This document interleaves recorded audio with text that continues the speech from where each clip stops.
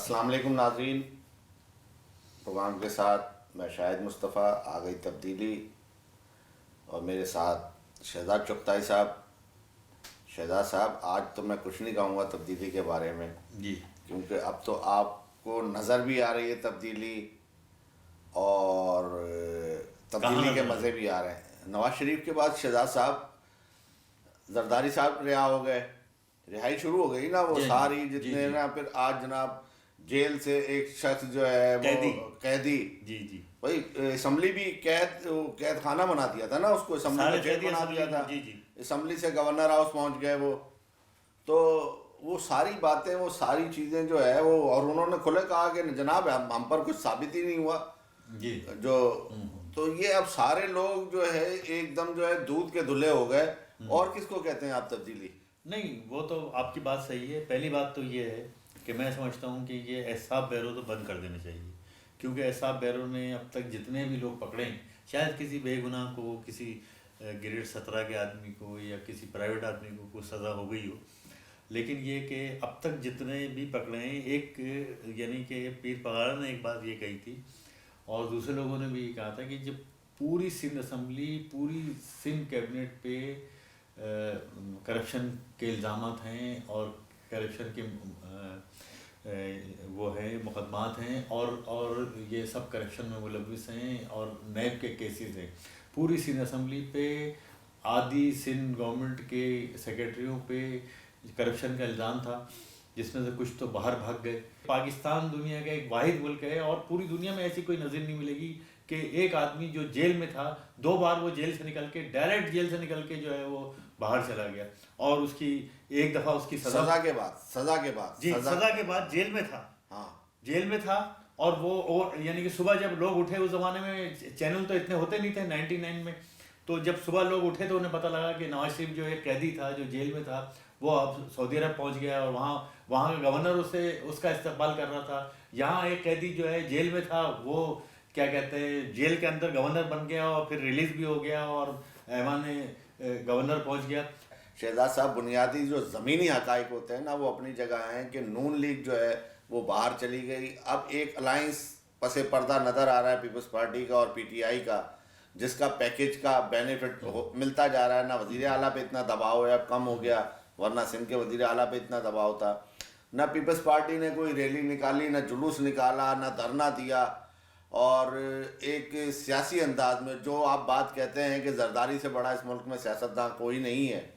تو زرداری نے تو اپنا کھیل بڑے اچھے سیاسی انداز میں کھیلا ہے۔ اس کی آپ مہارت کی زرداری صاحب کو بالکل بہت تحمل سے انہوں نے اپنا کیس جو ہے فائٹ کیا، اور بہت ذہانت سے کیس فائٹ کیا، اور سب سے بڑی بات یہ کہ ٹیمپر لوز نہیں کیا، اور ان کو بڑے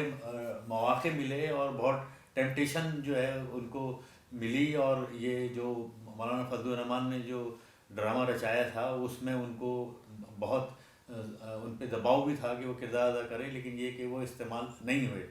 لیکن یہ کہ اب جو عمران خان ہیں، ان کو یہ سوچنا چاہیے کہ اب وہ یعنی کہ پرائم منسٹر شپ سے تو ان کو، میں سمجھتا ہوں کہ عمران خان کو استعفیٰ دے دینا چاہیے، فوری طور پہ استعفیٰ دے دینا چاہیے، کیونکہ جو انہوں نے سب سے بڑا اعلان تو یہ نہیں تھا نا کہ میں کسی کو نہیں چھوڑوں گا، تو دو وہ سارے چھوٹ گئے نا، اب بچا کون ہے؟ جن کو آپ کہتے تھے کہ میں نہیں چھوڑوں گا، جیل میں ڈالوں گا، جیل میں تو آپ نے ڈال دیا، لیکن یہ کہ وہ پھر جیل سے نکل کے ایسے گئے کہ اس کی نظیر نہ پاکستان میں ملتی ہے، نہ دنیا میں ملتی ہے۔ جیلوں میں، پاکستان کی جیلوں میں جو اگر، اور آپ نے اس میں عدلیہ کو نشانہ بنانے کی کوشش کی کہ عدلیہ کے تھرو ہو گئے، جبکہ عدلیہ نے وضاحت کی کہ نہیں، جی یہ حکومتی وہ ہے، ساری چیزیں جو ہیں۔ بات یہ کہ شہزاد صاحب،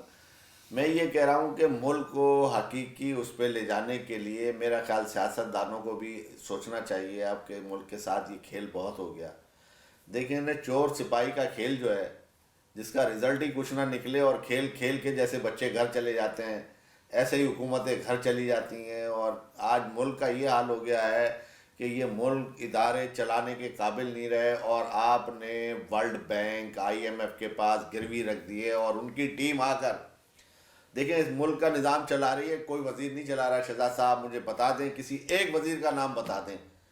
ہاں، IMF سے آئے ہوئے جو لوگ ہیں، سمجھے، फाइनेंस के मिनिस्टर फाइनेंस सारे उन्हीं के पास हैं, एक्सपर्ट है नहीं। और वो अपनी पॉलिसी IMF की पॉलिसी और वर्ल्ड बैंक की उस पे ला रहे हैं, प्राइवेटाइजेशन हो रही है, सरमायाकारी उनकी हो रही है इस मुल्क के अंदर। तो अब जो है सूरत हाल शहजाद साहब जो है वही होती जा रही है। तो इस पे कोई तजिया आप जरा कोई नहीं देखिए, आपका एक तो आज आपके चेहरे पे भी मुझे कोई मायूसी नजर आ रही है, वरना इमरान के फेवर में आप नहीं, इस तरह से मैं तो देखें नहीं,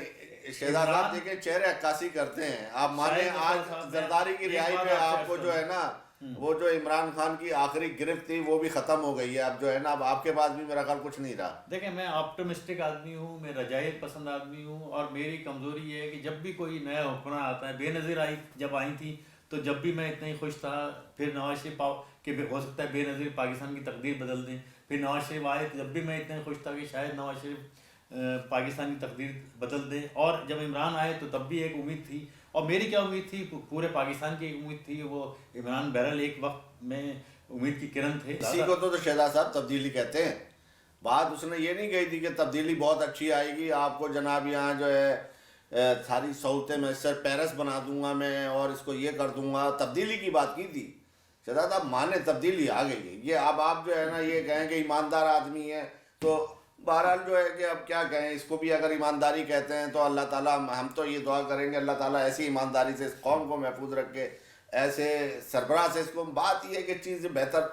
मैं ये कह रहा हूँ कि गंद पड़ा है सामने और आप कह रहे हो ये बहुत अच्छी सफाई करता है, वो रोज़ आता है और चला जाता है, गंद वहीं का वहीं पड़ा रहता है। इस पर अब क्या कहा जा सकता है। नाज़रीन, शहजाद चुगताई साहब जो है फिर भी जो है ना ये बग़ैर मुलाकात वाले दोस्त से जो है दोस्ती निभा रहे हैं, बग़ैर परखे वाले दोस्त से जो है उसकी हिमायत कर रहे हैं। हम यही कह सकते हैं कि अल्लाह ताला उसे हाकिम बनाया है तो अल्लाह ताला उसे हिदायत भी दे, समझे। बस इसके साथ ही प्रोग्राम का इख्तिताम करते हैं। शहजाद साहब बहुत शुक्रिया।